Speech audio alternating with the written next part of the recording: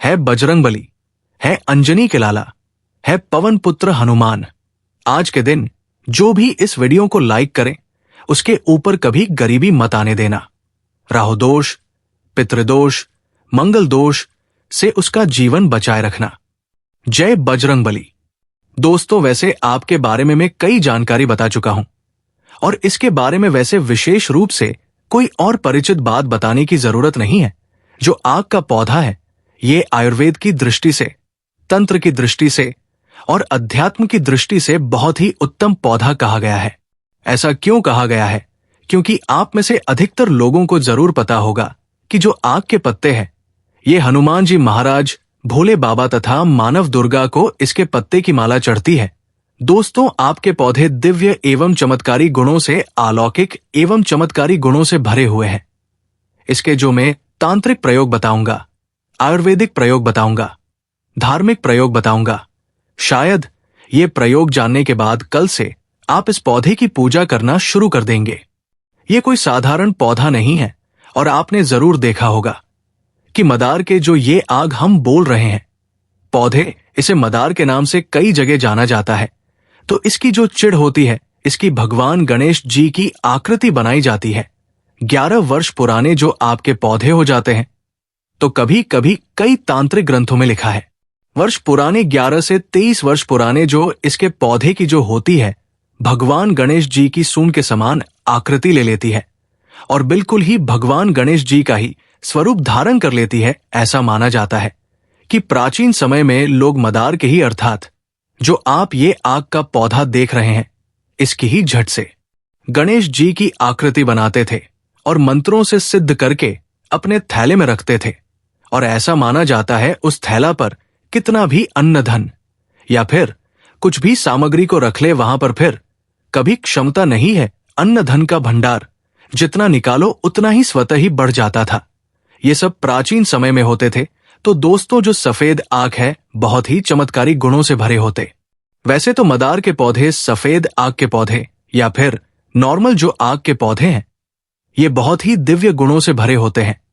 आप हमें comment section में जरूर बताना कि जो ये आपके पौधे हैं, इसे आपके यहां किस नाम से जाना जाता है और कौन से राज्य से आप हमारे वीडियो को देख रहे हैं। और हाँ, कमेंट बॉक्स में जय हिंद, जय आयुर्वेद लिखना न भूलना। जय श्री राम एक लाइक जरूर करें, क्योंकि हमें गर्व होना चाहिए कि इस प्रकार के पेड़ पौधे आज भी हमारी भारत भूमि में, हमारे घरों के आसपास में मिल जाते हैं, जो कि दिव्य एवं चमत्कारिक गुणों से भरे हुए हैं और ये अनेक प्रकार की बीमारियों को ठीक करते हैं। तंत्र में इसका प्रयोग होता ही होता है, आयुर्वेद में सबसे ज्यादा इसका प्रयोग होता है। तो चलिए इसके मैं दिव्य एवं चमत्कारिक प्रयोग को बता दूं। इससे पहले आपने अभी तक वीडियो को लाइक नहीं किया तो वीडियो को लाइक कर चैनल को सब्सक्राइब जरूर कर लेना। तो दोस्तों, इसकी छत पर ऐसा माना जाता है 16 वर्ष पुरानी आग के पौधे की छत पर साक्षात नागदेव का वास होता है। एवं 16 वर्ष पुराने आग दूध के पौधे की झड़प पर पैतृक धन गड़ा धन छुपा होता है, लेकिन 16 वर्ष से अत्यधिक पुराना होना चाहिए। बिल्कुल ही इसके झड़प पर गढ़ा धन छिपा होता है, पुराने विषैले नाग होते हैं। दोस्तों, अगर तंत्र की दृष्टि से देखा जाए तो इसकी जड़ पहनने से चारों दिशाओं से सफलता मिलती है, मान सम्मान प्रतिष्ठा की प्राप्ति होती है, धन वैभव इत्यादि स्वतः ही प्राप्त होना शुरू हो जाता है। इसकी झटका पहननी चाहिए। वीडियो के आखिर में दिन भी बताऊंगा। इसकी जड़ पहनने के बाद अलौकिक शक्ति मित्र की भांति आपकी मदद करती है, आपको पता नहीं चलेगा। जहां भी, जिस क्षेत्र में चले जाइए, वहां पर आपको सफलता मिलेगी। जिस क्षेत्र में कदम रखेंगे, उस क्षेत्र में आपको सफलता मिलेगी। जहां भी जाइए, लोग आपकी बात मानेंगे, क्योंकि अलौकिक शक्ति इसकी झटको पहनने के बाद आपके साथ में रहने लगती है, जो कि मित्र की भांति आपको मदद करती है। हर क्षेत्र में जहां भी जाइए, आपको सफलता मिलेगी। आयुर्वेद कहते हैं कि इसके दूध को अगर दांत दर्द हो रहा है, दांतों में सड़न है, वहां पर लगा दिया जाए तो भयंकर से भयंकर दांत की पीड़ा दूर हो जाती है। और अगर इसके पत्ते को थोड़ा सा, इसके पत्ते के ऊपर में सरसों का तेल डाल करके थोड़ी सी आंच में पकाया जाए, थोड़ी सी आंच में इसे गर्म किया जाए, और आपके शरीर के जिस हिस्से में दर्द हो रहा है, जैसे जोड़ों में दर्द हो रहा है तो जोड़े में इसे बांध दीजिए। आपके पांव में दर्द हो रहा है तो इसे पार्क में बांट दीजिए। बिल्कुल ही 15 मिनट के भीतर में कैसा भी दर्द हो, नेचुरल तरीके से ये दर्द को खींचने का काम करती है। फिर आपको कोई टेबलेट या दवा खाने की जरूरत नहीं है। आयुर्वेद तरीके से बिल्कुल ही ये दर्द को खींचने का काम करती है। इसकी ज्यादा वशीकरण का भी काम कर देती है। ध्यान से सुनिएगा, इसकी जद को अगर खींच के तिलक लगाया जाए और सभा में जाया जाए तो पूरी सभा के लोग आपके वशीभूत हो जाएंगे।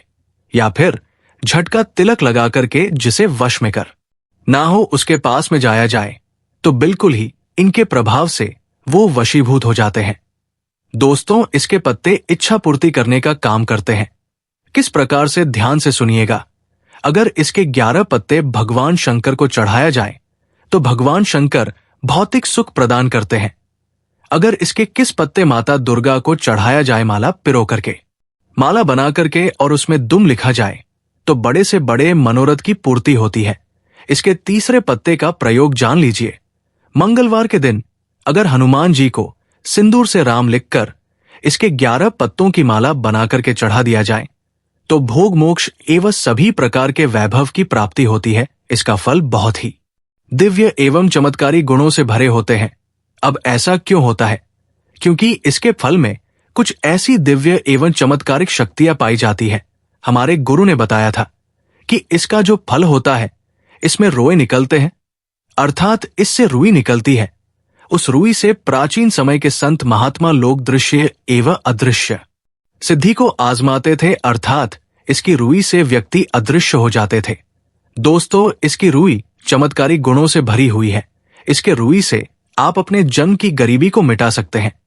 जो जानकारी बता रहा हूं, शायद ये जानकारी आपके जन्मों की गरीबी मिटा दे। और ये जानकारी स्पष्ट आपको कई तांत्रिक किताबों में मिलेगी। वनस्पति शाह अस्त्र में बहुत आसानी से मिल जाएगी। तो इसके फल का, जो इसका फल सूख जाए, इसकी रुई निकलती है, उसकी बत्ती बना करके अगर घी के दीपक में 11 दिनों तक माता लक्ष्मी जी की तस्वीर है, माता लक्ष्मी जी की मूर्ति है, उसके सामने में जलाया जाए तो आप यकीन मानिए केवल आपको सुबह शाम जलाना है और माता लक्ष्मी का हो सके तो जो मंत्र जानते हो उस मंत्र को झपी है 11 दिनों के भीतर में आपकी जन्मों की गरीबी मिट जाएगी। अचल संपत्ति की प्राप्ति होती है। अचल का मतलब होता है ना समाप्त होने वाली संपत्ति, और ऐसी संपत्ति जो समाप्त नहीं होगी और आपकी पीढ़ी दर पीढ़ी चलेगी। तो आप अपनी गरीबी मिटाने के लिए एवं मनोकामना पूर्ति के लिए इसका प्रयोग जरूर करें।